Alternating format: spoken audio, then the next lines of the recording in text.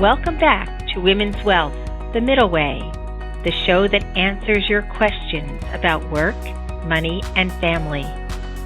My name is Susan McGlory Michael, and I am the CEO and founder of Glen Eagle, a wealth management firm in New Jersey.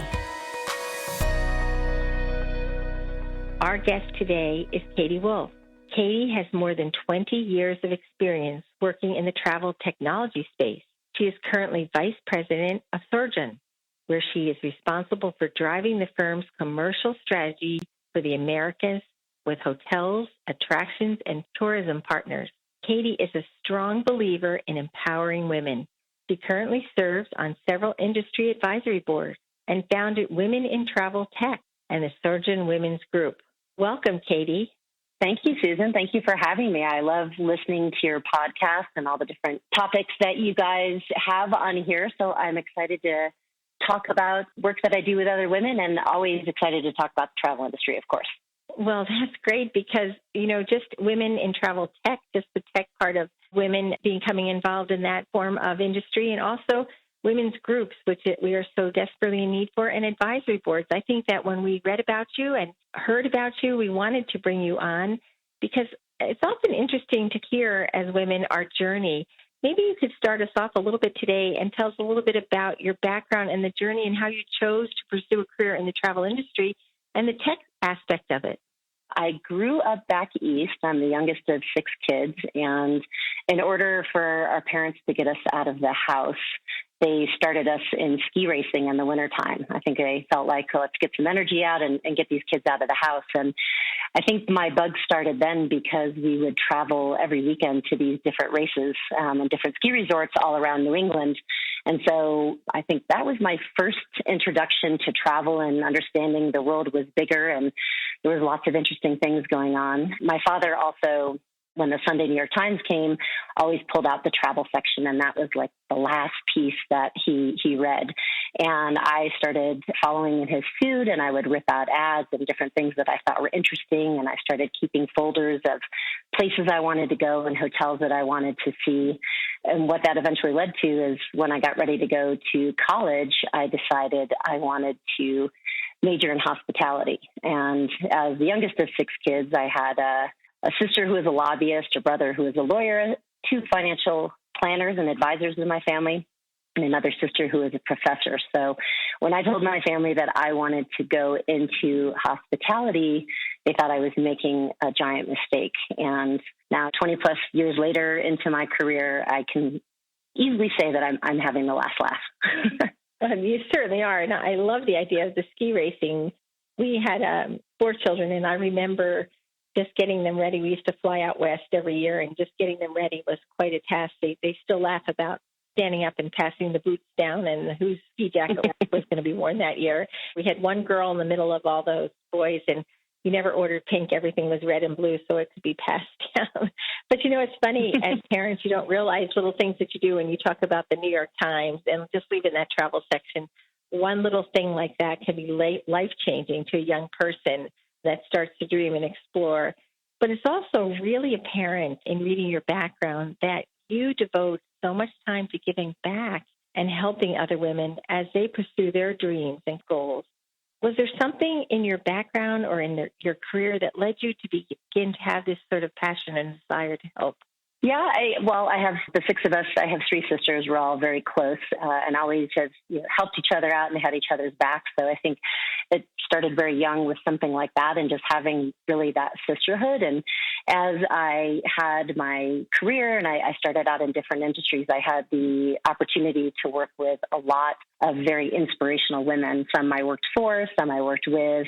And for me, it always just made sense to band together and support each other and bring each other up. I always felt like there was really 2 options. When I would work with women, you could see some that were in the boat with you, rowing it together, and some who were off going in their own direction. And I always wanted to be in the boat rowing with everybody in the same direction. So again, that was always really nice and always a priority for me to make sure that I was an advocate for and had advocates for me in different places that I worked, and was lucky enough to be surrounded by, like I said, a lot of women who inspired me and really led me to not only, working at these great companies, but eventually in 2015, I ventured out on my own.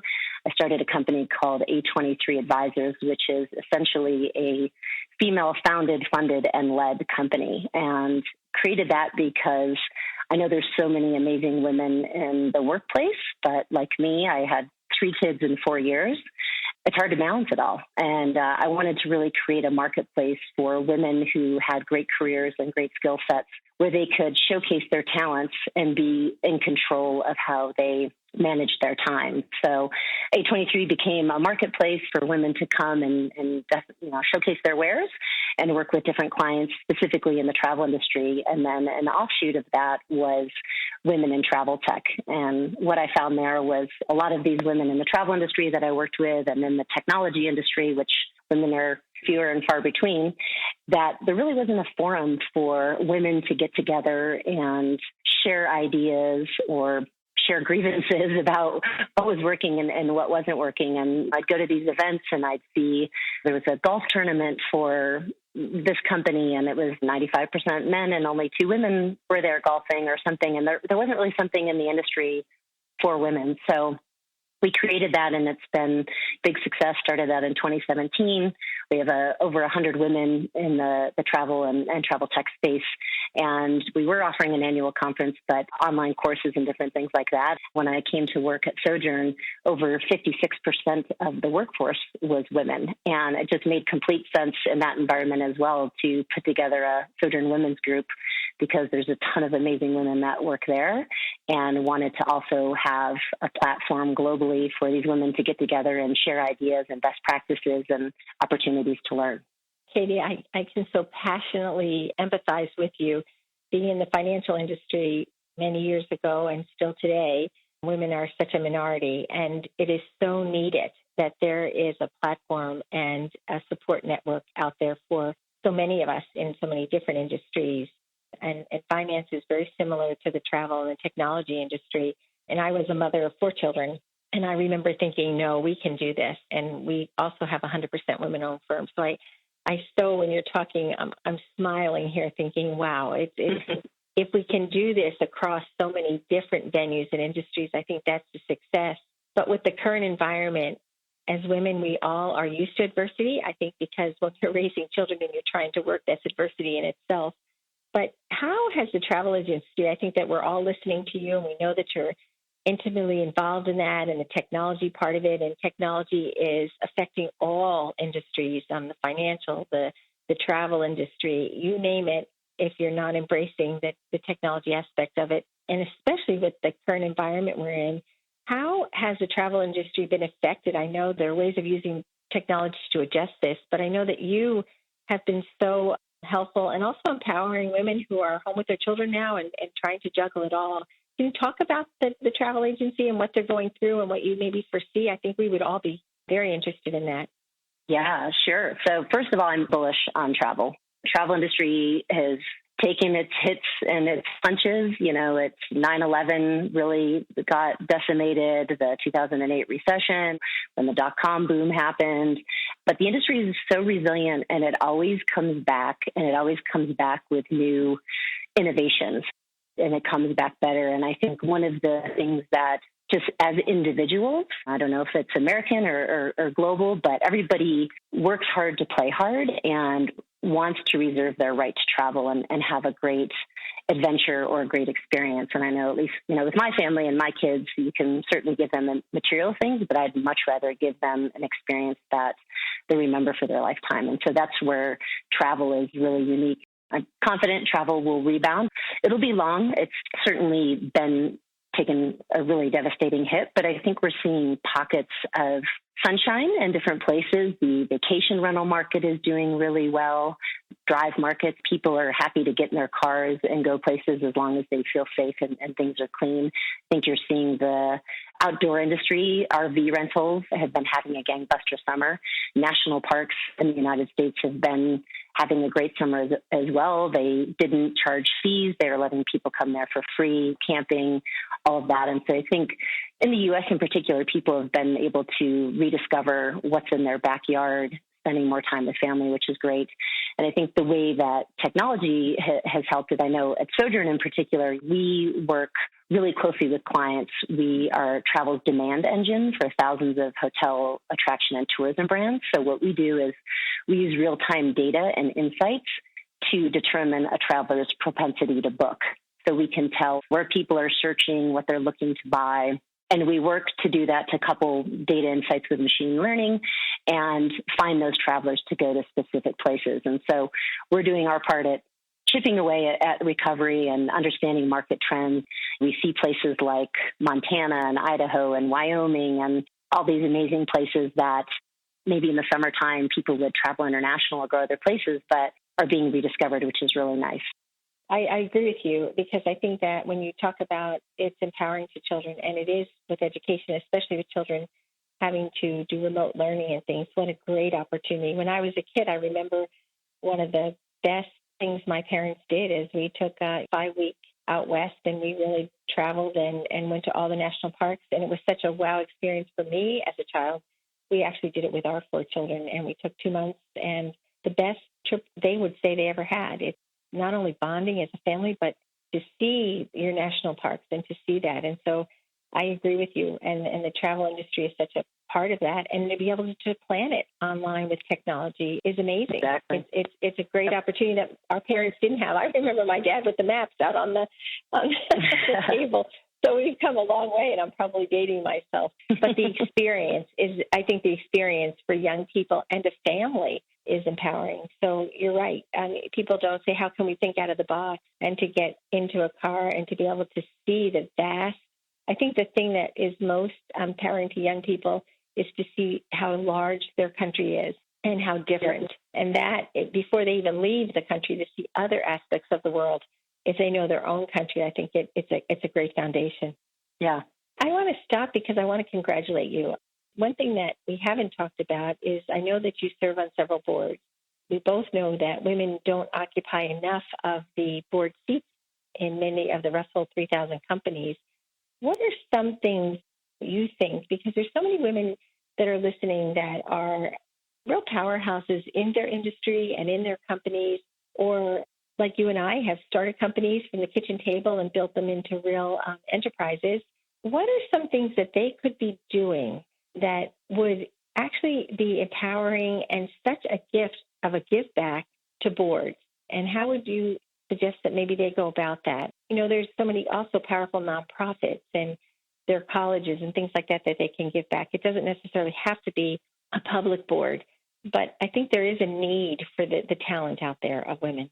I agree. And I think the first thing I would recommend is find something you're passionate about. Otherwise, you're not going to want to, us women, we're very busy. We have very busy lives. We're juggling multiple things. And so it has to be something that you really care about and you're passionate about. And so I think that's the best starting point. From there, I would say, definitely leverage your network. Maybe make a list of passionate about X, Y, and Z. I spent the last 18 years in San Francisco, and we recently moved out to Park City, Utah. And I said, okay, who are some of the companies or some of the boards that I want to be involved with out in Utah? And I made a list, and then I went and I looked at my network, and I said, okay, who do I know in my network who is connected to some of these people? So I worked on a couple university boards in California. I knew University of Utah has a large recreation and tourism program. I'm very passionate about education and about promoting hospitality and tourism as part of the education curriculum. And so as part of University of Utah, I wanted to get involved in that. And so I leveraged my business network and my university network in California to help get a foot in the door at University of Utah. And so definitely leverage your network. Look for a gap on the board that you bring a unique skill set and let them know why it makes sense for you to join and how you can be of help to them. And then I would say enlist some mentors, if you have some men in your network as well, who can advocate for you. And I also just completed a 12-week course through Cornell, Executive Women in Leadership, and one of the classes as that was around women working on boards. And one of our output pieces of that was to create a board resume. So I've always had a a regular resume, but I never had a board resume. And so I sat down and I, spent a lot of time putting that together. And then what I did is I sent that around to a bunch of people in my network that just said, hey, I want to share this with you. I just put this together. If you hear of interesting opportunities, would you keep me in mind? So, I think those are some little things that can add up to a lot. I agree with you, and it has such helpful advice. And I think so often we don't get the real to-dos of things that we can do. But I'm smiling when you mentioned Park City. That was one of our favorite ski places. And I know from your beginning when you talked about skiing and racing, it seems like you've come full circle and you picked probably one of the best ski venues that you could in the country. So that was one of our favorite places to go with the kids is Park City in the winters. The last question I would love for you to share, because your knowledge and what you've shared so far has been so in-depth, but what is one piece of advice you would give the women that are listening today who are either entering the workforce for the first time, have recently left college or are beginning their careers, but also women who have been in the workforce for quite a long time, but they want to use their experience and give back. And they're, as often women, we always think we have to be perfect before we leap. What's the advice for the women in the different spectrums that they can think about in when they're trying to make a change? Yeah, I guess very simply put, I would say make the time. You need to schedule the time to either make these changes or make these investments, just like you would a workout or a massage or time with your family or a business meeting. So if you are truly passionate about doing something, whether it's getting on a board or making a career change or something along that line, you need to really just set up a plan and budget the time for it and take that time to execute on it. Otherwise, it's just another idea that's out there. And I would say for anybody who's looking to volunteer, again, the majority of the boards that I've worked on have been volunteer. And I've never heard anyone after they've volunteered say, wow, that was a waste of my time. I wish I didn't do that. So you always feel good about doing it. It's always a great use of your time. It's really just finding the time and making the time to do it. Take that commitment.